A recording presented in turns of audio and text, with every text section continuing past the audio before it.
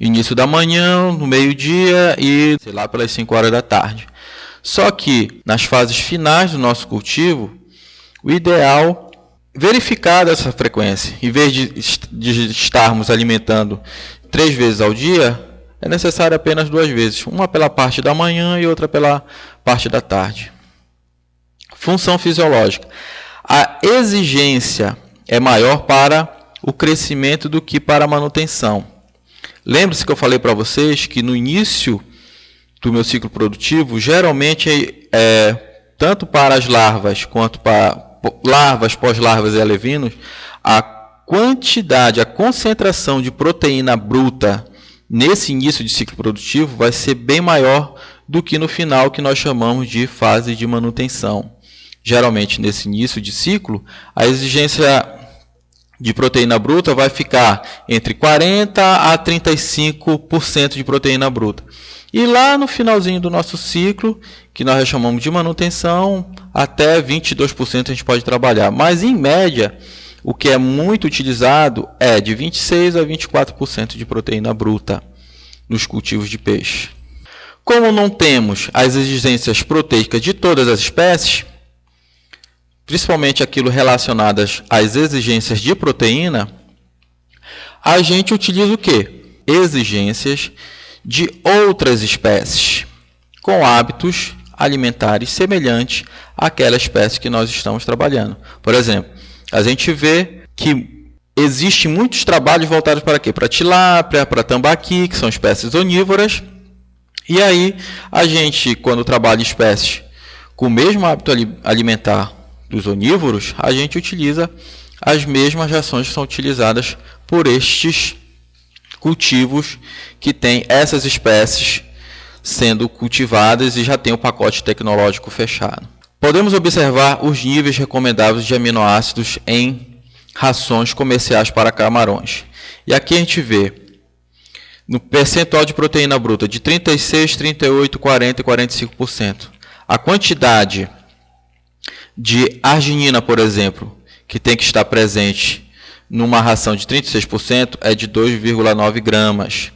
Aqui, a metionina, ela tem que estar, a quantidade dela tem que ser de pelo menos 0,86 gramas. E assim por diante. Isso aqui é um exemplo de como é feito uma formulação de ração. E aí eu vou ver o seguinte, eu quero elaborar uma ração de 36%. A partir daqui, eu vou ver que ingrediente vai me fornecer esses aminoácidos essenciais com estas quantidades presentes em sua constituição. E aí o que eu faço? Eu coloco essa quantidade, eu sei que eu vou ter o ideal de arginina, o ideal de histidina e assim por diante. Continuação daquela tabela que eu expliquei para vocês, o entendimento é o mesmo, tá certo? Energia. Os peixes e camarões necessitam de energia para o crescimento. Para o seu crescimento, atividades físicas, processos digestivos e reprodução, saúde, entre outros. Para todas as funções, tanto de peixes como camarões, a energia que eu tenho que calcular nas minhas rações balanceadas, elas têm que fornecer para que esses processos vitais para a vida desses organismos sejam atendidos. Ou seja, de que forma eu calculo energia? Energia nas rações balanceadas. Nós, na verdade, adicionamos óleos, que aí futuramente nós iremos ver que esses óleos, de acordo com o que a gente vai calcular, pode ser a mais ou a menos, vai depender da quantidade de energia que eu queira colocar dentro de minha ração. A utilização da energia é influenciada pela espécie. Isso também vai depender da temperatura em que essa espécie esteja sendo cultivada, da idade que essa espécie se encontra, do tamanho do seu corpo, dos parâmetros químicos da água, que irão exigir mais ou menos gasto de energia, e o estado fisiológico do peixe, se ele está em crescimento, se ele está em reprodução, se ele não está passando por nenhum desses dois processos. Então, isso tudo irá influenciar na demanda energética que esse organismo possa necessitar. As proteínas, elas são boas fontes de energia, porém, elas são mais caras que as gorduras, que os lipídios e os açúcares, que são representados, que nós chamamos de carboidratos. E as quantidades são as mínimas possíveis como produção de energia.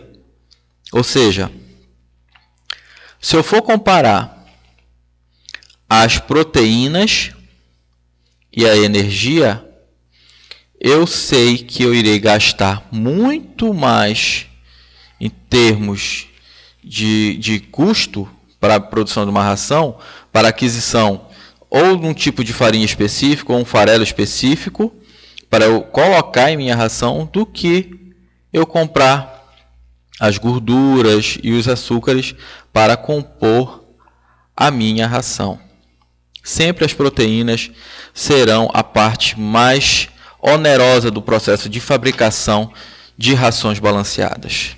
As exigências energéticas de manutenção dos processos vitais são mais baixas para os peixes, comparadas a de outros animais. Por quê? Porque eles não necessitam fazer manutenção de temperatura corporal constante e eles gastam menos energia para sua locomoção devido a eles estarem presentes em um meio que causa pouco atrito, que é o meio aquático. Além disso, os peixes gastam menos energia para sintetizar e excretar seus resíduos nitrogenados, pois fazem na forma de amônia, enquanto que os suínos e as aves vão excretar ureia e ácido úrico, que irão demandar mais energia para serem sintetizados pelos seus organismos. O excesso de energia pode levar a um acúmulo excessivo de gordura corporal e a sua deficiência pode afetar o consumo de ração, uma vez que os peixes também consomem para satisfazer as suas necessidades energéticas. Ou seja, um desequilíbrio no meu balanceamento, na hora de eu balancear, eu calculei errado a quantidade de energia que aquela ração deveria ter. Coloquei a mais por algum motivo, eu errei o cálculo. E aí eu vou fazer o quê? Porque esse excesso pode levar a um acúmulo de gordura visceral, ou a sua falta pode propiciar um aumento na ingestão de alimento desta ração, que irá, no final das contas, causar o mesmo problema, que é o acúmulo excessivo de gordura corporal. Gordura corporal é um dos grandes desafios para quem formula a ração. Encontrar uma ração balanceada que atenda às exigências nutricionais daquele organismo e que evite esse problema comum em vários sistemas de cultivos. Só que aí você fez sua parte, só que existe o outro ponto. É quem vai calcular as frequências alimentares e a quantidade em cada frequência que serão colocadas nos viveiros. E aí já é um problema do técnico ou do produtor quando ele não tem uma boa assistência técnica. Energia digestível é a fração de energia correspondente ao valor total de energia contida no alimento, ou seja, energia bruta, descontando a energia excretada nas fezes, contidas na fração não ingerida ou não assimilada da ingestão, que é a energia fecal, e variam com as espécies, ou seja, aquela energia que é colocada no alimento menos a energia que é necessária para os processos vitais ou processos de excreção, sintetização de certos compostos que serão excretados pelos organismos aquáticos. Normalmente a energia ela é expressa em calorias, que é definida pela quantidade de calor necessária para levar a temperatura a 1 grama de água em 1 grau Celsius. Outra unidade amplamente utilizada para expressar energia é a quilocaloria. Energia digestível de uma ração, ela vai depender do quê? Ela vai depender da combinação de vários fatores. Que fatores são esses? Dos ingredientes, o tipo de processamento que é utilizado para fabricar esta ração, pois isso vai determinar o grau de gelatinização do amido e a destruição de fatores antinutricionais dos alimentos. Mais lá na frente nós iremos trabalhar um pouco mais sobre gelatinização do amido e esses fatores antinutricionais, que nós iremos abordar um pouquinho mais lá na frente. Exigências de energia.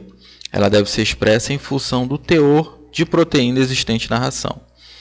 De maneira geral, ela deve girar em torno de 10 calorias de energia digestiva por grama de proteína. Aqui nós temos um exemplo. Uma ração com teor proteico de 36%. Ela deve ter, olha só, 3.600 quilocalorias de energia digestiva. Toda vez que tiver esse casinho aqui na frente, vai ser quilo e aqui o cal. Aí nós falamos quilocalorias de energia digestiva. Energia digestiva. Obedecendo a relação de 10 quilocalorias de energia digestiva por grama de proteína. Tá certo? Em uma ração comercial, a fonte de energia vem basicamente de dois nutrientes principais. Quais são? Carboidratos e lipídios. Energia digestiva de uma ração. Pessoal, preste atenção que isso aqui é interessante e é uma coisa que vocês vão tratar no dia a dia de vocês como técnicos. Em se tratando de ração extrusada, eu vou ter o quê? Uma maior desintegração das partículas. E essa maior desintegração das partículas vai me favorecer uma maior gelatinização do amido, que irá me proporcionar uma maior exposição dos nutrientes que são utilizados nessas rações. E essa maior exposição desses nutrientes irão possibilitar uma melhor ação das enzimas digestivas dos organismos. Ou seja, a ração extrusada irá possibilitar que este organismo consiga aproveitar melhor tudo aquilo que nós colocamos dentro daquela ração balanceada. Isso tudo está relacionado com o tipo de processo que é realizado para a obtenção da ração extrusada. Ração peletizada. Ela ocorre em menor grau. Ela quase não sofre desintegração adicional. Tudo aquilo que é colocado numa ração extrusada vai ser fornecido a ração peletizada, só que em menor grau. E isso irá influenciar em quê? Na absorção dos nutrientes que são colocados na ração peletizada. Isso ocorre por quê? Porque na ração extrusada, o processo de fabricação dessa ração, ele utiliza maiores temperaturas, eu vou ter presença de umidade e alta pressão. Esses fatores irão proporcionar uma maior gelatinização do amido, e essa maior gelatinização do amido irá aumentar a exposição dos nutrientes que irão ser mais facilmente quebrados pelas enzimas digestivas dos organismos. Tá certo?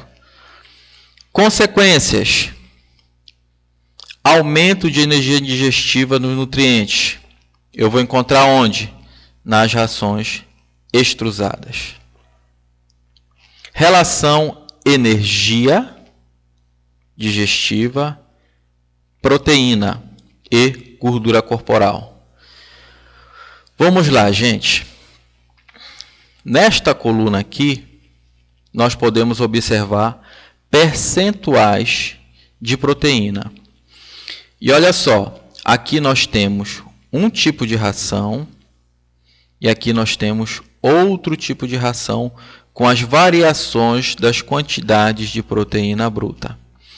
Aqui nós temos só, por exemplo, nós temos uma ração com 26% de proteína bruta, energia digestiva, relação energia digestiva, proteína bruta. A relação ficou em torno de 11.